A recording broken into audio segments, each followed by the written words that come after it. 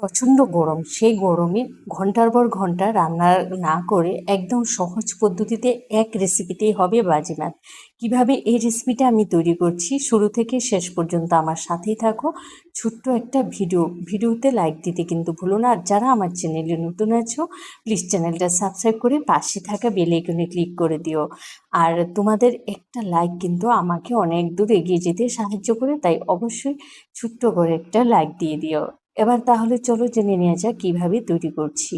এখানে আমি নিয়েছি 50 গ্রাম চালের গুঁড়া, আর সম পরিমাণে নিয়েছি আমি সুজি, মানে 50 গ্রাম চালের গুঁড়া আর 50 গ্রাম নিয়েছি সুজি।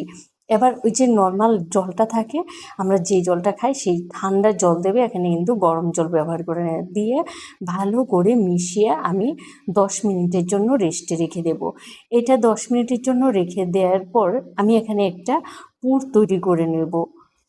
চিকেনের পুরটা তৈরি করার জন্য 1 চা চামচ দিয়েছি সাদা তেল, তারপরে ছোট দুটো পেঁয়াজ কুচি দিয়েছি। এবার দিয়ে দিচ্ছি 1 চা চামচ নুন। পেঁয়াজটাকে একটু নরম করে ভেজে নেব। পেঁয়াজটা কিন্তু খুব বেশি একটা নরম করব না।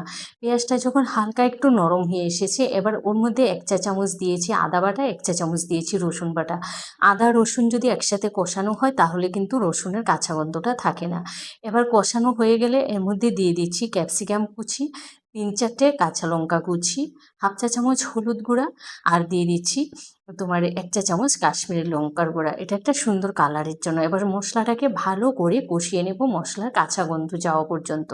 মশলাটাকে কষিয়ে নেওয়ার পরে এখানে দিয়েছি চিকেন পেস্ট। এটা কিন্তু কিমা না, চিকেন পেস্ট করে নিয়েছি। একটা আলু সিদ্ধ দিয়েছি। দেওয়ার পরে এগুলোকে মশলার সাথে ভালো করে কষিয়ে নেব।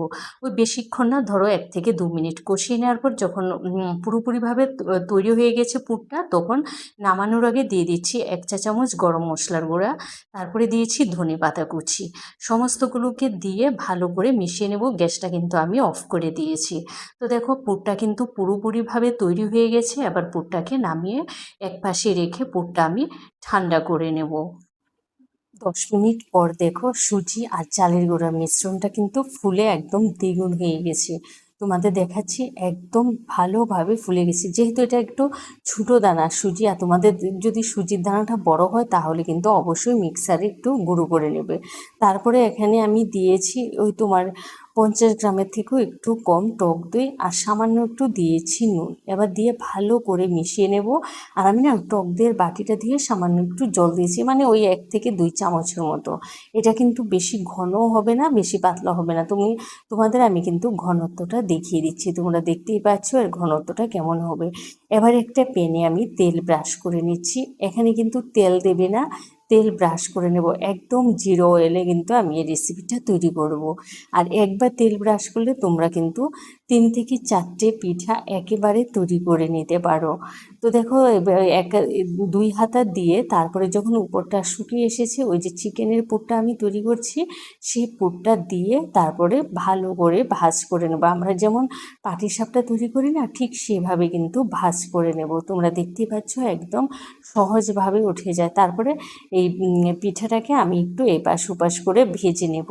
তো দেখো পিঠাটা কিন্তু একদম পারফেক্টভাবে তৈরি হয়ে গেছে।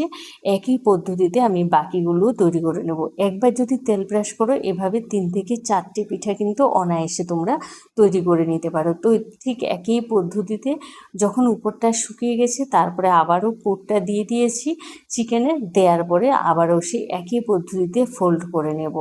এটা কিন্তু একদম নরম তুলতুলে হবে, যেহেতু এখানে সুজি আর চালের গুঁড়া পড়েছে, টক দই পড়েছে, একদম নরম তুলতুলে হয়, খেতেও কিন্তু দুর্দান্ত হয়। তোমরা দেখতেই পাচ্ছ একদম সহজ পদ্ধতি। এই গরমে ডবল ডবল রান্না করার কোনো ঝামেলা নেই। একটা রেসিপি তৈরি করো, এই দিয়ে কিন্তু পুরো সকাল বা রাতের খাবারটা তৈরি হয়ে যাবে। তো দেখো একে একে কিন্তু আমি সমস্ত পিঠাগুলোকে তৈরি করে নেব। এটা হলো একটা ঝাল পিঠা। তো পিঠাগুলো আমি কিন্তু একই পদ্ধতিতে সবকটা তৈরি করে নিচ্ছি। তোমরা দেখতেই পেলে কতটা সহজ, কোনো ঝামেলা নেই, কিছুই নেই। এইভাবে তোমরা অবশ্যই একবার তৈরি করে খেয়ে আমাকে কমেন্ট করে জানাও। ভিডিওটা ভালো লাগলে তোমরা তোমাদের আত্মীয় স্বজন বন্ধুবান্ধব সবার সাথে বেশি বেশি করে শেয়ার করে দিও। আর যারা আমার চ্যানেলে নতুন আছো প্লিজ চ্যানেলটা সাবস্ক্রাইব করে পাশে থাকা বেল আইকনে ক্লিক করে দিও। তোমরা ভালো থেকো, সুস্থ থেকো। আবারও দেখা হবে নতুন ভিডিও নিয়ে। আজকের মতো টাটা।